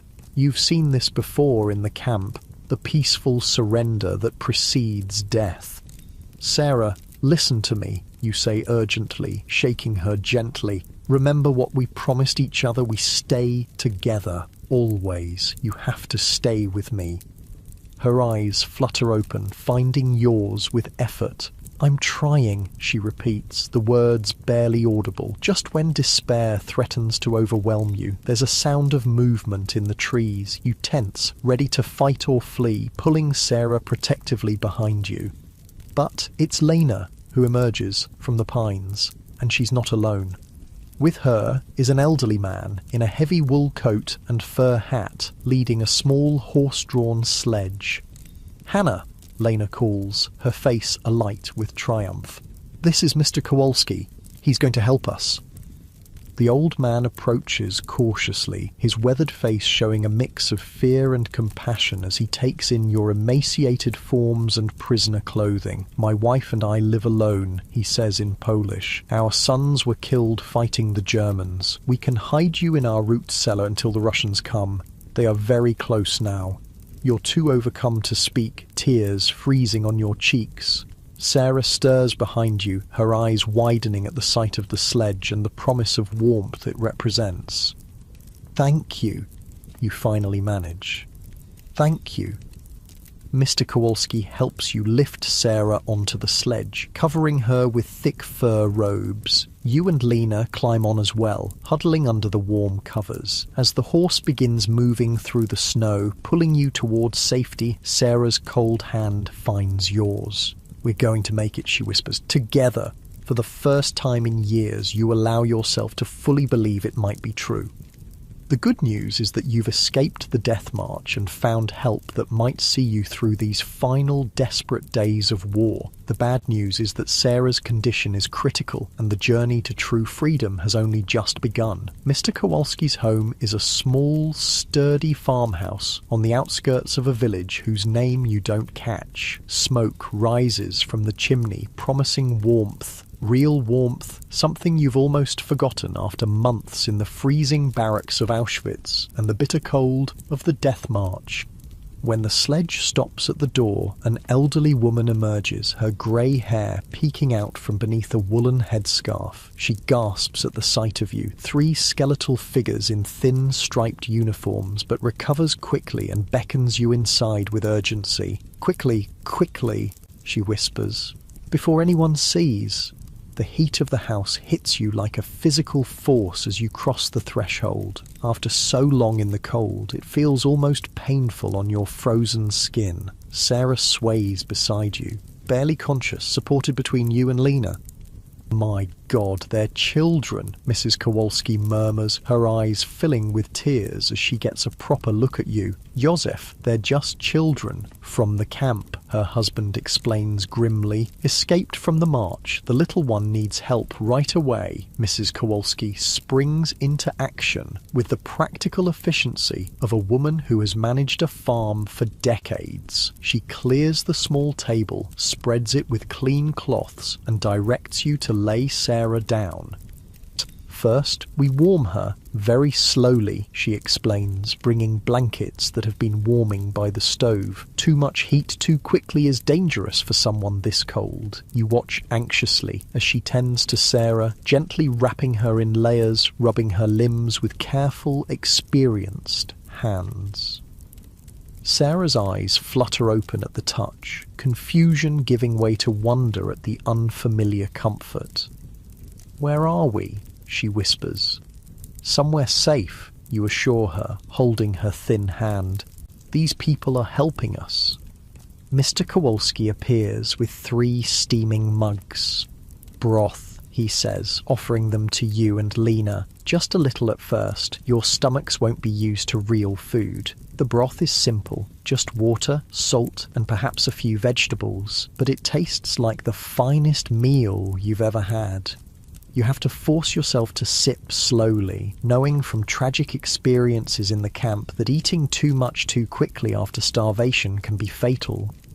"We can't stay in the house," Mr. Kowalski tells you once Sarah has been stabilized and moved to a pallet near the stove. "It's too dangerous. The Germans still control this area, though they're retreating. If they conduct a search and find you..." He doesn't need to finish the sentence. You know exactly what would happen. Death for you 3, and likely for the Kowalskis as well. Helping Jews is punishable by execution.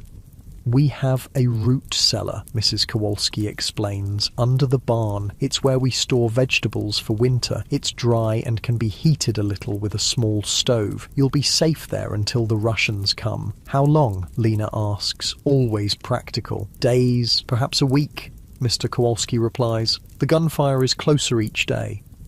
That night, once Sarah is stable enough to be moved, Mr. Kowalski leads you to the barn and shows you the hidden entrance to the root cellar, a trapdoor concealed under straw and old tools. The cellar itself is surprisingly spacious, a room dug into the earth with shelves of preserved food lining the walls. A small iron stove provides both heat and a means to cook. There are pallets prepared with straw mattresses and woolen blankets.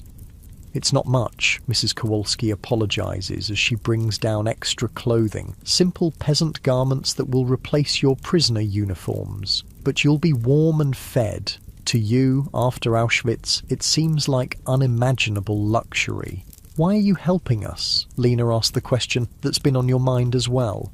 You're risking your lives. Mrs. Kowalski's weathered face softens. We had 3 sons, she says simply, all taken by this war. We couldn't save them, but perhaps God has given us the chance to save you instead. That first night in the cellar, you sleep deeply for the first time in years, free from the fear that dominated your existence in the camp. Sarah's condition improves remarkably with warmth, rest, and small amounts of nourishing food. Her cheeks gain the faintest hint of colour, and she begins to speak more, to look around with interest rather than exhaustion. The days that follow establish a new routine. You stay hidden in the cellar during daylight hours, emerging only at night when it's safe to breathe fresh air and stretch your limbs in the barn. Mrs. Kowalski brings food twice daily: thin porridge, vegetable soup, occasionally a precious egg or bit of milk. She also brings news gleaned from the village and the radio they keep hidden in their home. The Germans are in full retreat, she reports one evening in late January. The roads are clogged with their vehicles and soldiers. They look defeated already.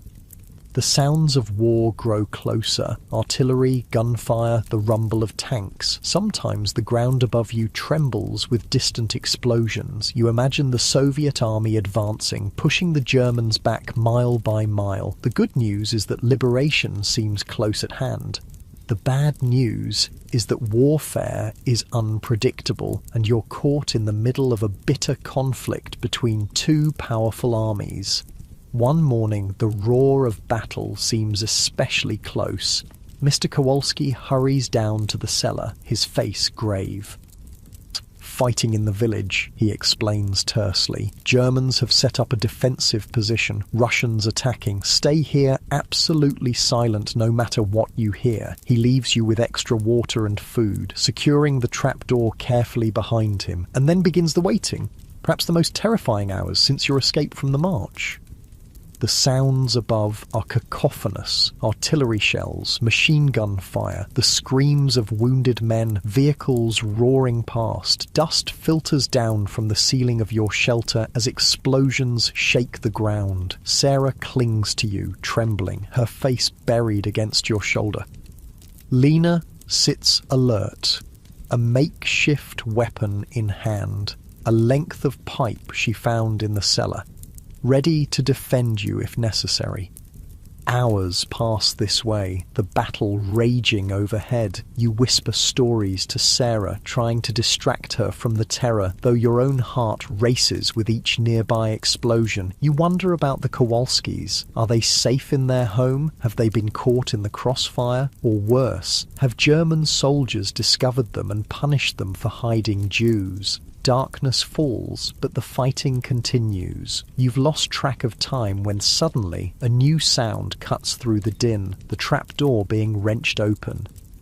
Light floods in, the beam of a flashlight sweeping the cellar. You huddle back against the far wall, Sarah behind you, Lena beside you with her pipe raised. A figure appears in the opening, silhouetted against the light. He calls out something in a language you don't understand. Not German or Polish. Russian, Lena whispers. That's Russian. The soldier descends the ladder, flashlight illuminating his face, young, bearded, with wary eyes that widen in shock as he takes in the sight of you 3. He calls out again, and more soldiers appear at the opening.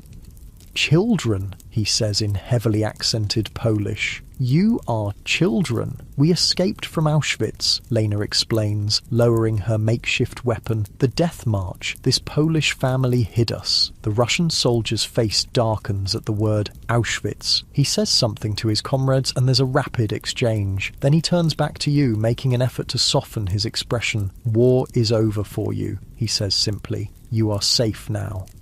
Those words, you are safe now, they should bring overwhelming relief. Instead, they feel strange, almost incomprehensible. What does safety even mean after years of danger? How do you begin to trust that the nightmare is truly ending? The Russians help you out of the cellar and into the barn. which shows signs of the battle. Parts of the roof blown away, walls splintered by gunfire. Outside, the village is in ruins. Buildings burn, casting an eerie light over the snowy landscape.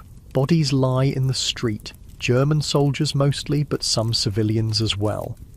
Your heart clenches with fear for the Kowalskis. You scan the chaos, looking for any sign of them, and then, emerging from the shadows of their damaged home, you see Mrs. Kowalski supporting her husband, who limps heavily, blood staining his right leg. "You're alive," she cries when she sees you.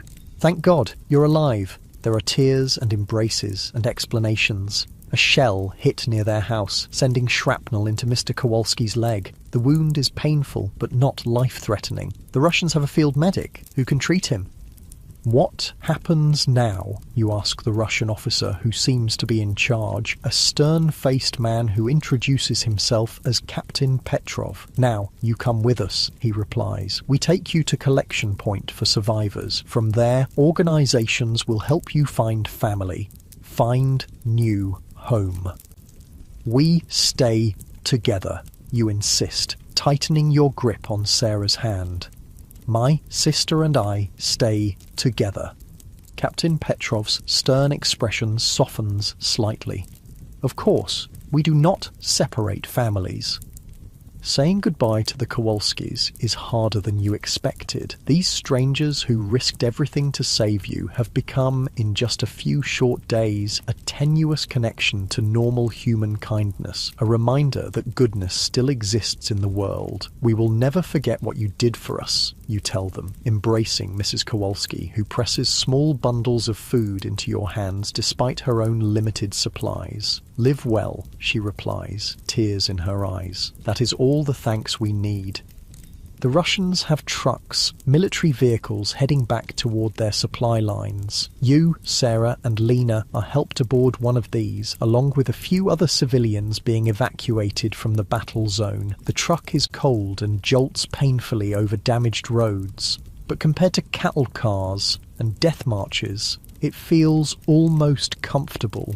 Sarah sits pressed against your side, her eyes wide as she watches the unfamiliar landscape roll by. "Are we really free?" she asks in a small voice. "Yes," you tell her, though the word feels strange on your tongue. "We're really free." The collection point turns out to be a former school in a town some 50 kilometers east. It's been converted into a processing center for displaced persons, refugees, former prisoners, forced laborers freed by the Soviet advance. The building is crowded, chaotic, but warm, and supplied with food and basic medical care. You, Sarah, and Lena are registered, examined by doctors, given clean clothing, and assigned space on the gymnasium floor, where dozens of other survivors are already camped on blankets and thin mattresses. "Tomorrow, representatives from Jewish organizations will come," explains a harried Soviet administrator. "They are establishing lists of survivors, helping people find family, arranging transportation to displaced persons camps where you can stay until permanent homes are found." That night, lying on your allocated blankets in the crowded gymnasium, listening to the breathing, crying, and occasional nightmares of dozens of other survivors, a new reality begins to sink in. You've survived. Against impossible odds, you and Sarah have lived to see the end of the nightmare. But what comes next? "Do you think Mama and Papa could be alive?" Sarah whispers in the darkness. "Or David? Maybe they escaped too." You want to nurture this hope, but you also remember the selections at Auschwitz, the smoke from the crematoria, the thousands who never returned from the gas chambers. "We'll look for them," you promise, unwilling to destroy her fragile hope, yet unable to fully embrace it yourself. "We'll put our names on all the lists, and we'll look everywhere."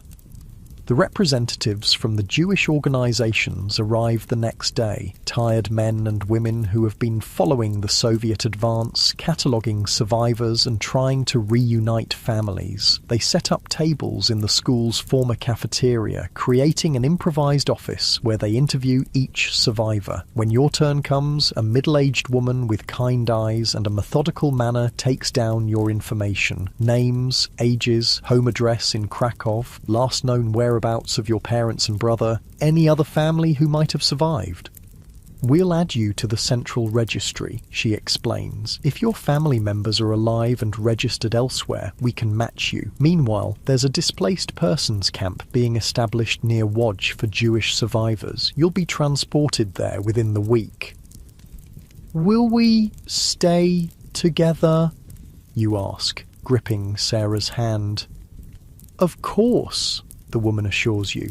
We never separate siblings, especially children.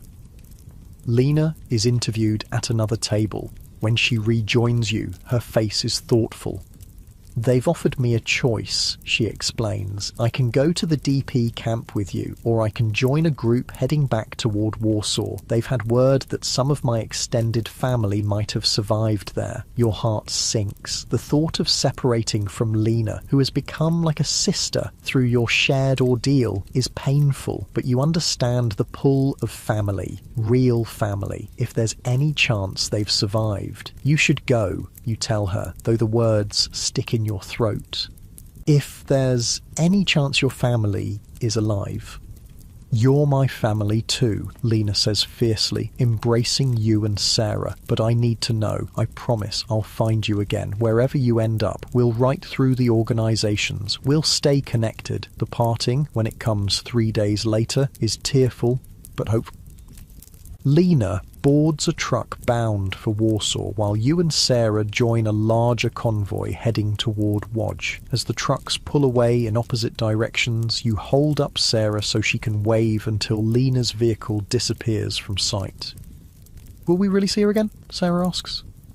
Yes, you answer, with more conviction than you feel. In a world turned upside down, with millions displaced and infrastructure destroyed, finding each other again will be challenging. But you've both survived Auschwitz. Perhaps smaller miracles are still possible. The displaced persons camp near Łódź becomes your home for the next 18 months. It's a strange limbo existence, no longer prisoners but not yet free to determine your own futures. The camp is run jointly by the Soviet authorities and international relief organizations. Living conditions are basic but humane. Communal barracks, simple meals, makeshift schools for children, medical care for the many survivors still recovering from their ordeal. Sarah adapts with the resilience of youth. She attends the camp school, makes friends with other children, and gradually begins to look less like a haunted miniature adult and more like the child she still is. Her nightmares, frequent at first, slowly become less common. Her body recovers more quickly than her mind. With regular meals, she regains weight and strength, though she remains small for her age, the years of malnutrition having taken a permanent toll on her growth. For you, recovery is more complicated. At 16, you're caught between childhood and adulthood, with responsibilities beyond your years. You're now Sarah's only parent as well as her sister. You work in the camp kitchen, attend classes to continue your interrupted education, and spend every free moment checking the lists of survivors that are posted and updated regularly. Each time new names appear, you scan them with desperate hope, looking for anyone from your family, anyone from your old neighborhood in Krakow. Occasionally, you find someone you recognize, a distant cousin, a former neighbor, a schoolmate, but never the names you most long to see: Mama, Papa, David. Letters arrive from Lena after about 3 months. She's found an aunt and uncle alive in Warsaw, the only survivors from her extended family. They're rebuilding a life there, though the city remains in ruins. She asks about you and Sarah, promises to visit when travel becomes easier, sends small gifts when she can. A hair ribbon for Sarah, a book of Polish poetry for you. As 1945 turns to 1946, the temporary nature of the DP camp becomes increasingly clear. This is not a place to build a permanent life. Discussions about the future dominate conversations among the adult survivors. Some talk of Palestine, of helping to build a Jewish homeland where such persecution can never happen again. Others speak of America, Canada, Australia, distant countries that represent new beginnings, places untouched by the horrors of Europe. You listen to these conversations, weighing options for yourself and Sarah. Palestine appeals to something deep in you, the idea of a place where being Jewish is not a death sentence, where you can live openly without fear. But America offers different opportunities, especially for Sarah's education. In the end, the decision is made for you. The Jewish Agency, working to bring survivors to Palestine, has a program specifically for orphaned children. You and Sarah qualify. In late 1946, you join a group of about 50 children and young people travelling south through Europe, eventually reaching a port in Italy where a ship waits to take you across the Mediterranean. The journey is long and difficult. The ship is overcrowded, conditions below deck reminiscent enough of cattle cars to trigger panic attacks in some of the survivors. But there's also a sense of purpose, of movement towards something rather than away from danger, that makes it bearable. When you finally glimpse the coastline of Palestine, Sarah standing beside you at the ship's rail, her hair grown out now into dark curls like Mama's, blowing in the sea breeze, something shifts inside you, not healing exactly. You're not sure the wounds of the past years will ever fully heal, but perhaps the beginning of a new chapter. The good news is that you've survived the darkest chapter of human history, that you and Sarah have each other, that a future stretches before you with possibilities you once thought lost forever. The bad news is that the journey of recovery is just beginning, and the shadows of the past will never completely disappear. Life in Palestine, which will become Israel in 1948, is challenging in different ways. You live first in a youth village with other orphaned children, later moving to a kibbutz where you help farm the land while Sarah continues her education. You learn Hebrew, adapt to the climate, and gradually build a new identity as Israelis rather than Polish refugees. Through it all, you never stop searching. You register with every possible organisation tracking Holocaust survivors. You scan lists, send letters, follow up on rumours of people from Krakow who might have been seen alive. Years pass and hope fades, but never quite disappears entirely. Sarah blossoms in your new homeland. She excels in school, shows a talent for languages, makes friends. The haunted look leaves her eyes, though occasionally, usually at night, you glimpse the shadows of memories that will never fully fade. She rarely speaks of Auschwitz now, or of the Polish family who took her in, or of the Death March. It's as if she's placed those memories in a locked box, separate from her new life. You're less successful at compartmentalizing. Nightmares still wake you regularly. Certain sounds, dogs barking, boots on pavement, German voices can send you into momentary panic. You find it difficult to form close relationships, to trust that people you love won't suddenly disappear. But you function, you work, you care for Sarah, you move forward one day at a time, just as Esther taught you in the barracks of Auschwitz. In 1950, 5 years after liberation, a letter arrives from the International Red Cross. A David Goldstein, age 26, originally from Krakow, is searching for family members. He believes his younger sisters might have survived the war. The name is common. There must be many David Goldsteins from Poland. The ages match, but it could be coincidence. You've had false hopes before, leads that led nowhere. Still, you respond immediately, providing details that only your brother would know. The name of your childhood dog. The title of the book Papa gave you for your 10th birthday. The song Mama used to sing while cooking. 2 weeks later, another letter arrives. It's really me, it begins. I can't believe you're alive. Both of you. A miracle. David has been in America since 1947. He survived Auschwitz through a combination of his medical knowledge, the Germans put him to work in the camp hospital, and sheer determination. He was transferred to another camp in late 1944, eventually liberated by American forces. He's been searching for you and Sarah ever since, just as you've been searching for him.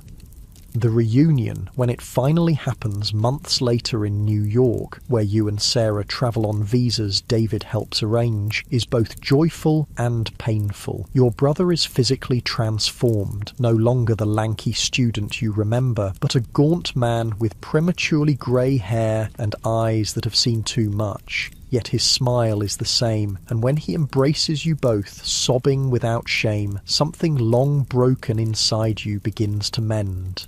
Mama and Papa, you ask, though you already know the answer from his letters.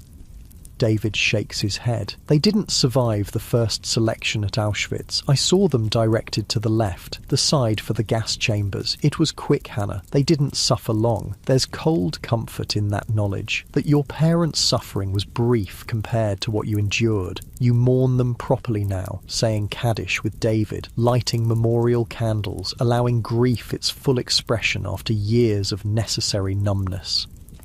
Life continues to unfold. You split your time between Israel and America, creating a bridge between the two parts of your surviving family. Sarah completes her education, eventually becoming a teacher, her warm manner and patience with children a gift to the many students who pass through her classroom. David practices medicine, specializing in treating survivors of trauma, his own experiences informing his gentle approach to healing others.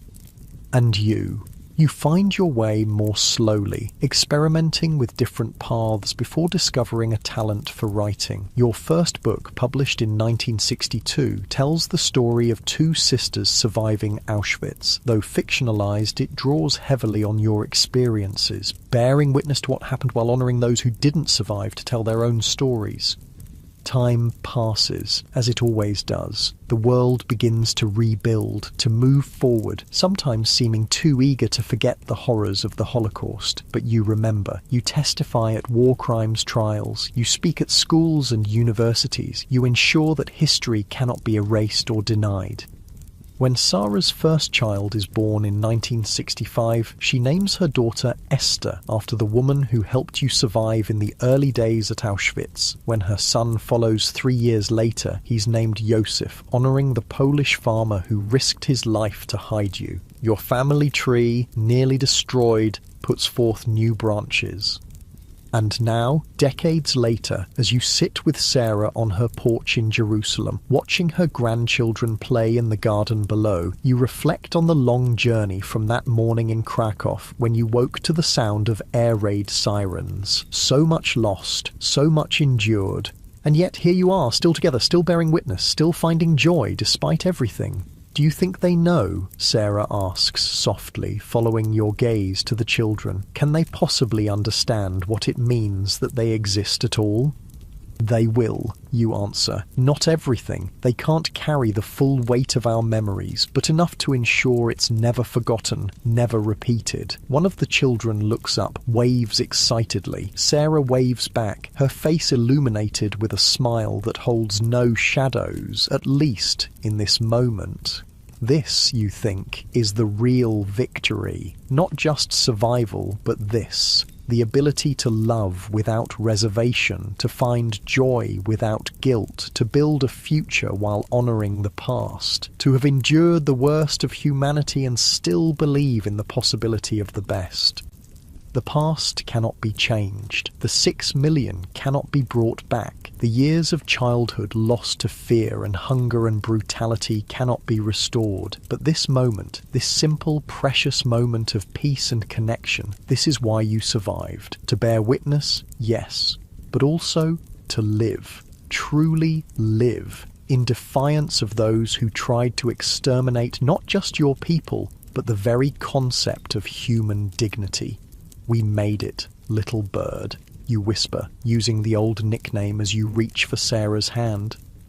Together, she replies, completing what has become, over the years, a ritual affirmation between you. Always together. And in that word, together, lies the essence of how you survived when so many didn't. Not strength or luck alone, but connection. To each other, to those who helped along the way, to memory itself, and to the future represented by the children playing below, untouched by the horrors you endured, but forever shaped by your determination that such things must never happen again.